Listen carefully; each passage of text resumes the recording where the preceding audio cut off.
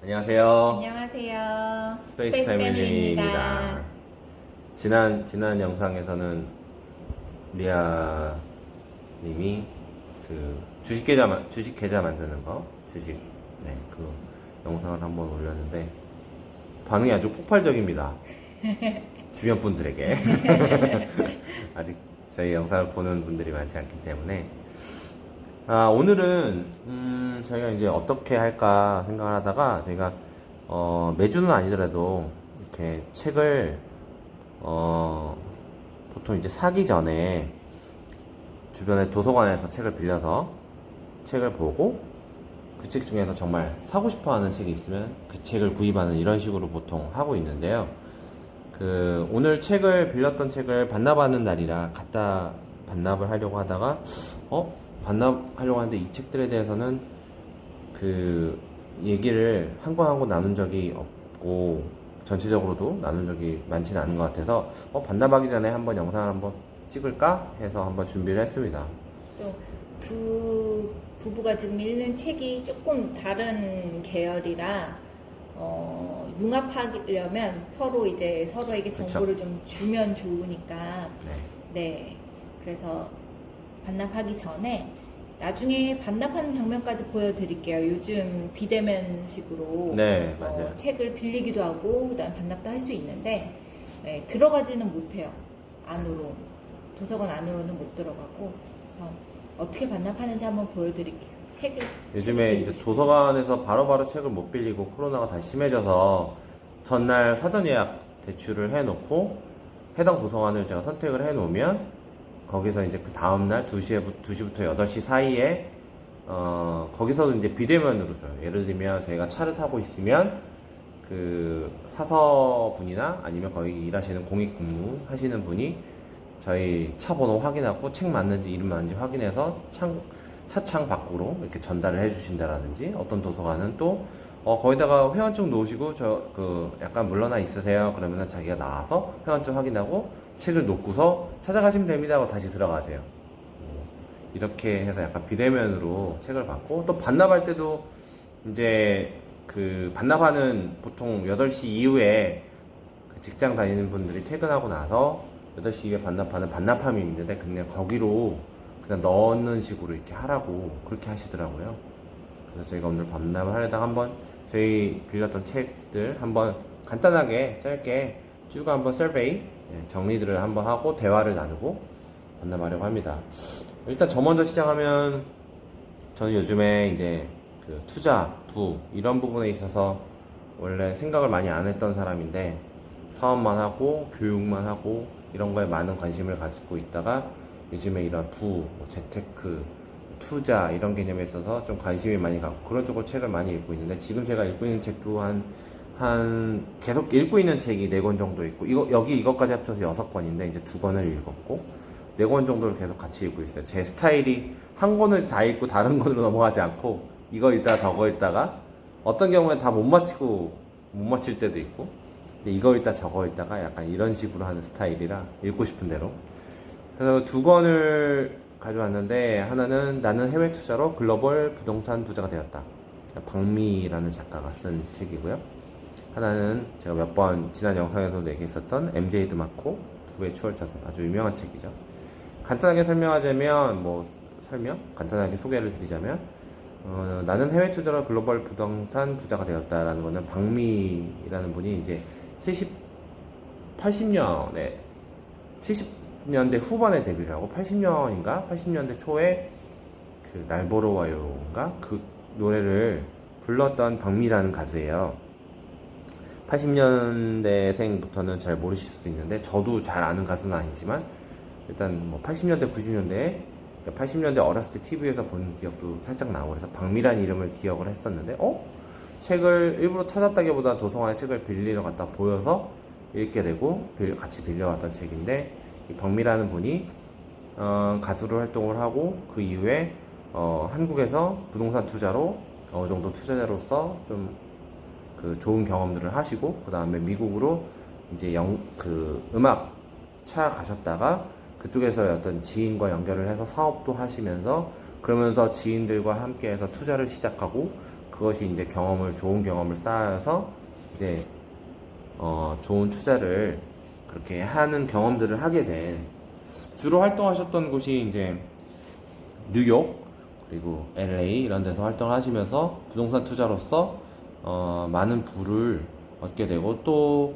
2000년 2006년인가 7, 8년 이 정도 이후에는 우리나라 방송 같은 데도 그 뭐 부동산 채널이나 경제 채널 같은 데 출연도 하셔가지고 패널 같은 그 약간 설명하는 그런 사람들 뭐라 그런지 모르겠는데, 전문가로서 이렇게 현재 어떤 부동산 경제 뭐 이런 거에 대해서 설명을 해주신 그런 것도 이제 그 출연을 하게 되는 그러한 경험들을 또 하시면서 이렇게 책을 내신 그런 책인 것 같아요. 그래서 제가 책을 쭉 봤는데 뭐 이렇게 어떤 사람들이 국내 투자에만 많이 생각을 하는데 국외 투자에 대한 부분에 대해서 어렵게 생각하는 부분, 또 실현 가능한 그런 부분들, 이런 얘기들도 많이 하시고, 뭐 이렇게 어떤 인커리지하는 그런 이렇게 기운을 북돋는 그런 얘기들, 실제로 맨하탄의 집은 어떻게 구입을 할 수 있는지, 뭐 뉴욕의 상가는 어떻게 구입을 할 수 있는지, 월세를 내지 않고 내가 외국인으로서 어떻게 구입할 수 있는지 등등등, 뭐 이런, 그러면서 이제 비자에 대한 얘기도 좀 하고, 뭐 그런 식의 풀어놓은 그런 책이라고 보면 됩니다. 그래서 실질적인 어떤 투자에 대한 스킬이나 내용들은 관심 있는 분들은 책을 한번 보시면서 보시면 될 것 같고, 인상 깊었던 부분의 하나라고 한다면, 일단 굉장히 멀게만 느껴졌던 그런 해외 투자에 대한 부분들을, 특히 해외 부동산 투자에 대한 부분들을 이제 미국이라는 거에 국한이 되어 있긴 하지만, 실제로 우리나라에 필요한 어떤 서류가 있으면 그게 미국에선 이런 서류다, 이런 식으로 설명을 해주시면서 하나하나 풀어주는 그런 챕터도 있어요.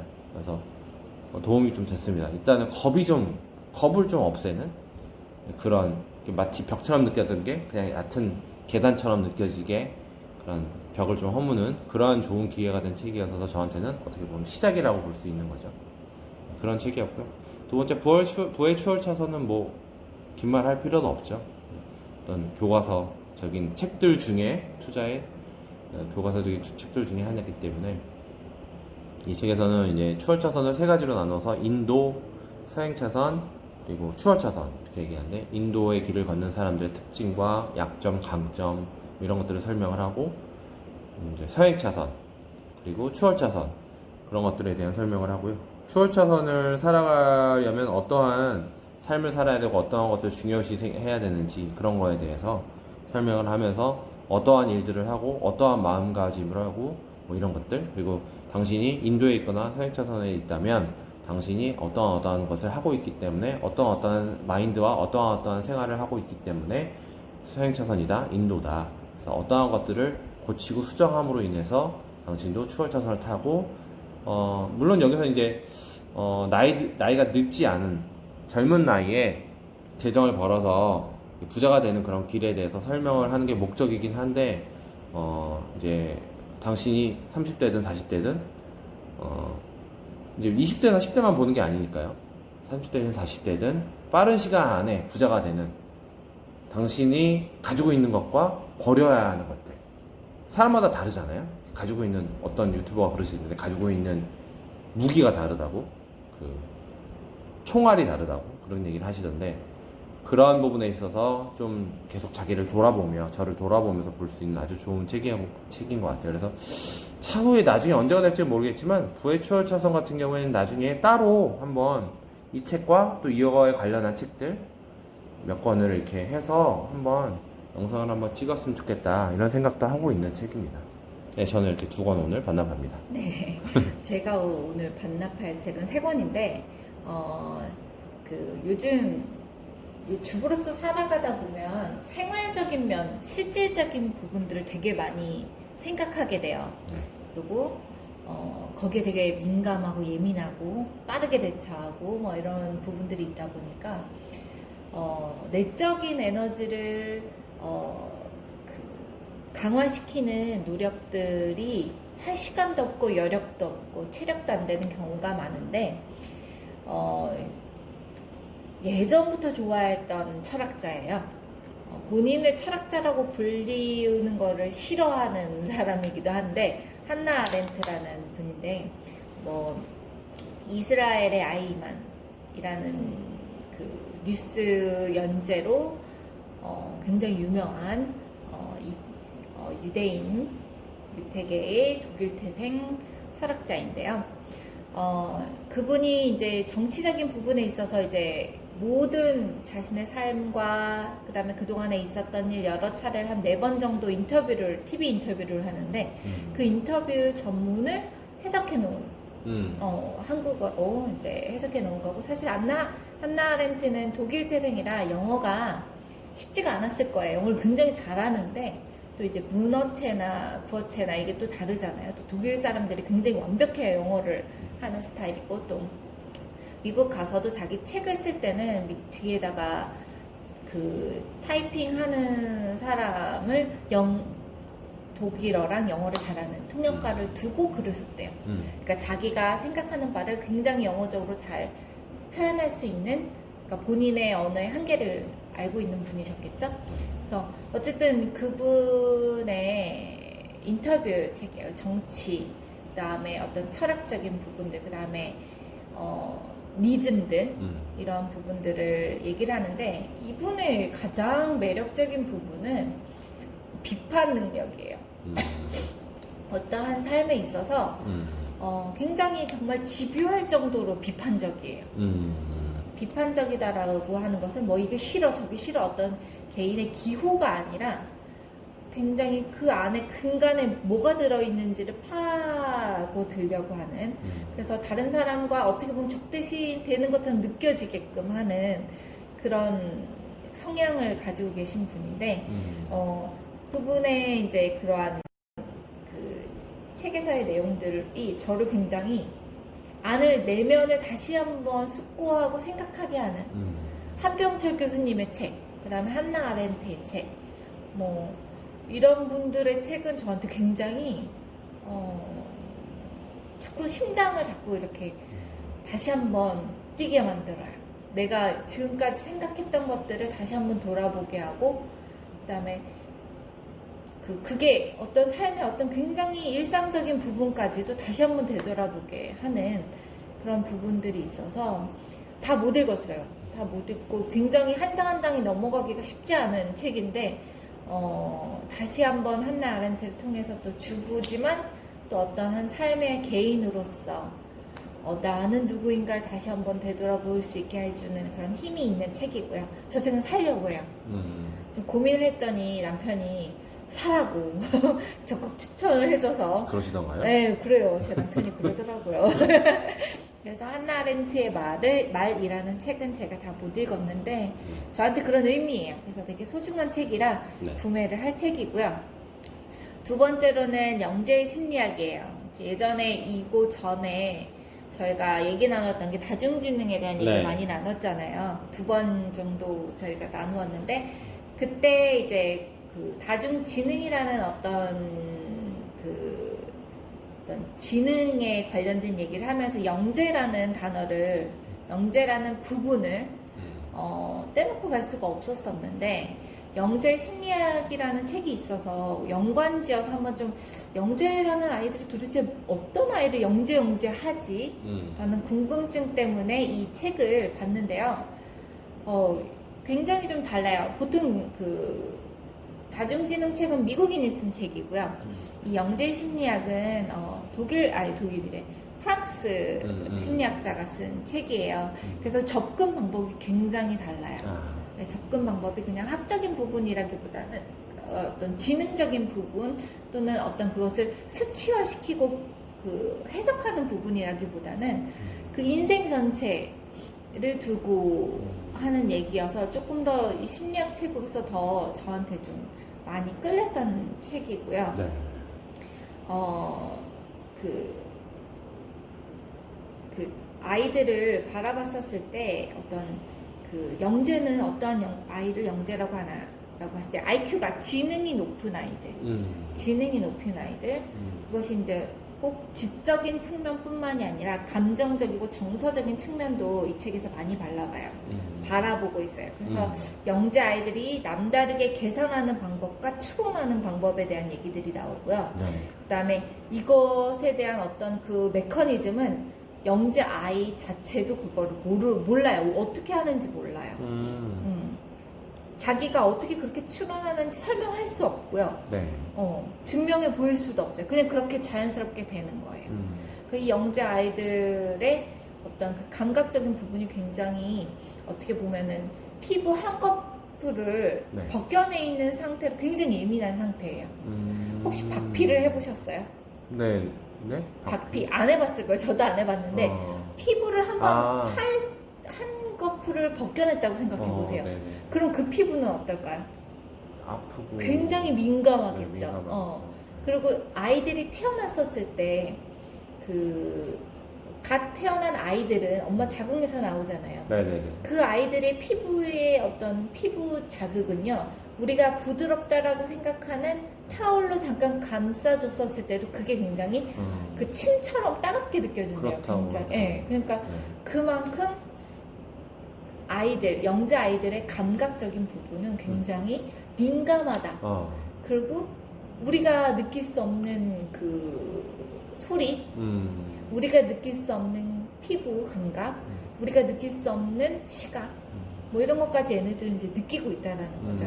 그런 부분의 것도 영재 아이들에게 있기 때문에 얘는 왜 이렇게 예민하지 않은 애들 있잖아요. 네네.